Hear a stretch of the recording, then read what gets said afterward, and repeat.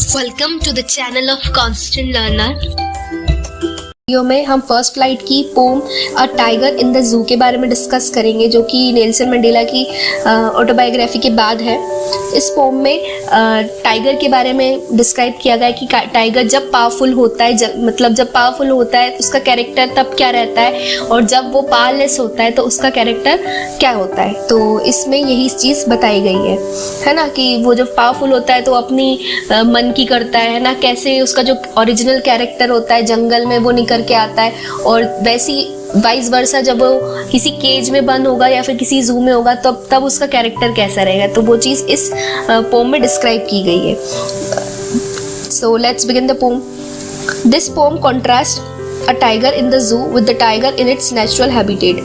इस पोम में कॉन्ट्रास्ट का मतलब होता है कंपैरिजन किया गया है एक टाइगर का जो जू में है और दूसरा जो अपने नेचुरल हैबिटेट यानी जंगल में है। The poem moves from the zoo to jungle and back again to the zoo, है ना। ये जो पोम है, सबसे पहले इसमें टाइगर के जो कैरेक्टर है जू में कैसा है उसके बारे में बताया है, फिर उसका जंगल में कैसा है वो बताया, और फिर वापस से ये पोम जहाँ से शुरू हुई थी यानी जू से वहीं पे खत्म हो जाएगी। So let's read. He stalks in his vivid strips the first steps of his cage, on pads of velvet quiet in his quiet rage. अब इसमें ही यहाँ पे टाइगर के लिए यूज़ किया गया है, जो कि जू में है। यहाँ पे पर्सोनिफाई किया गया है। वैसे हम किसी भी एनिमल के लिए ही यूज़ नहीं करते, हम इट यूज़ करते हैं, बट यहाँ पे एक पर्टिकुलर टाइगर के कैरेक्टर के बारे में बताया गया है, तो यहाँ पे हम ही यूज़ कर रहे हैं। स्टॉक्स का मतलब होता है आगे पीछे चलना, है ना, टू मूव स्लोली बैकवर्ड और फॉरवर्ड। जैसे जो टाइगर रहता है वो शिकार वगैरह की पोजीशन में रहता है कि नहीं रहता है, वैसी वो धीरे धीरे स्टॉक कर रहा है इन हिज विविड स्ट्रिप्स। यहाँ पे ब्राइट कलर स्ट्रिप्स के बारे में बोला गया है कि जो पैटर्न बनता है, जो हेयर्स के कारण जो टाइगर के ऊपर पैटर्न बनते हैं अलग अलग, वो उसको लेकर के केज के अंदर कुछ स्टेप्स आगे पीछे चल रहा है ना, क्योंकि केज होता छोटा है, इसी वजह से वो बाहर तो जा नहीं सकता है, तो केज के अंदर ही थोड़ा थोड़ा स्टेप्स लेकर के आगे और पीछे चल रहा है। On pads of velvet quiet in his quiet rage, और उसके पैड्स यानी जो उसके पैर है वो यहाँ पे वेलवेट से यानी एक मुलायम सब्सटेंस होता है उससे कंपेयर किया गया है, जिसकी वजह से बहुत ही शांति, क्वाइट यानी धीरे धीरे ऐसे ही चल रहा है जैसे आवाज़ ही नहीं आ रही हो, और है ना उसका जो रेज है यानी उसकी जो एंगर है ना, वो भी बहुत ही ज़्यादा कम है, शांत है, ठीक है। मतलब वो ओपनली अपना गुस्सा नहीं दिखा पा रहा है ना। अब नेक्स्ट है, he should be lurking in the shadow, sliding through long grass near the waterhole where plump deers pass। अब इसमें बोला गया है कि यहाँ पे जंगल का डिस्क्रिप्शन दिया है कि जब टाइगर जो रहता है वो जंगल में कैसे रहता है, तो वो कैसा रहता है, शैडो के पीछे छुपा हुआ रहता है, वो घास की जो शैडो रहती है उसके पीछे छुपा रहता है। तो यहाँ पे स्लाइडिंग थ्रू इसलिए बोला गया है कि हवा चलती है तो घास का मूवमेंट होता है, तो इसी वजह से यहाँ पे स्लाइडिंग थ्रू का वर्ड यूज़ किया गया है।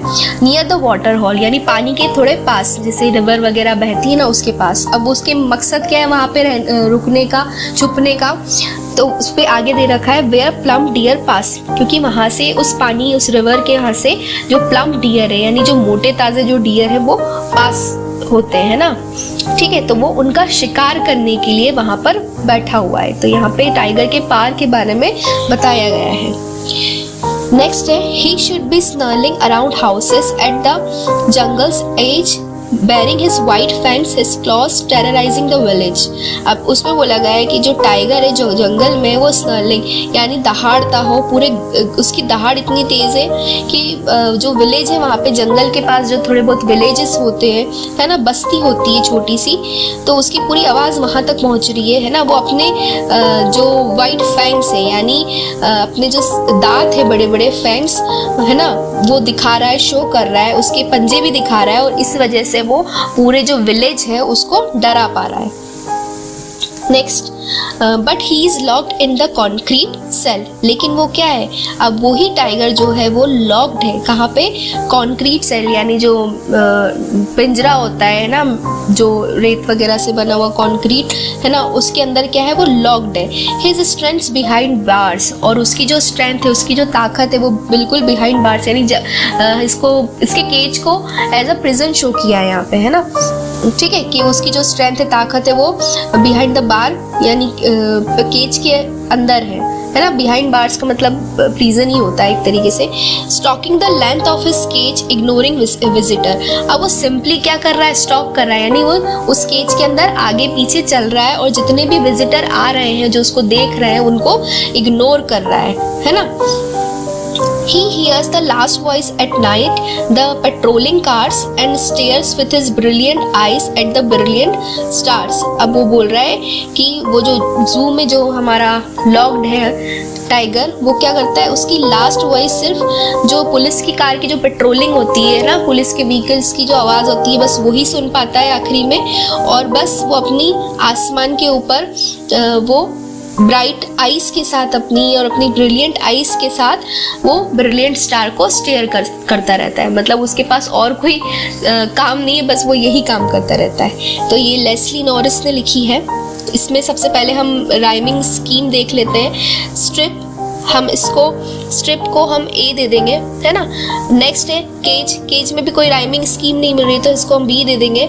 और क्वाइट, क्वाइट में अगेन कोई भी राइमिंग स्कीम नहीं बन रही है तो हम इसको सी दे देंगे, लेकिन केज और रेज जो है वो हमारा मिल रहा है तो इसको हम बी दे देंगे। सेम है शैडो, शैडो हम इसको ए देंगे, है ना। ग्रास, अगेन कोई भी राइमिंग स्कीम सेकंड वर्ड से नहीं मिल रही है, होल से भी नहीं मिल रही है, लेकिन यहाँ पे पास से मिल रही है तो हम इसको बी दे देंगे।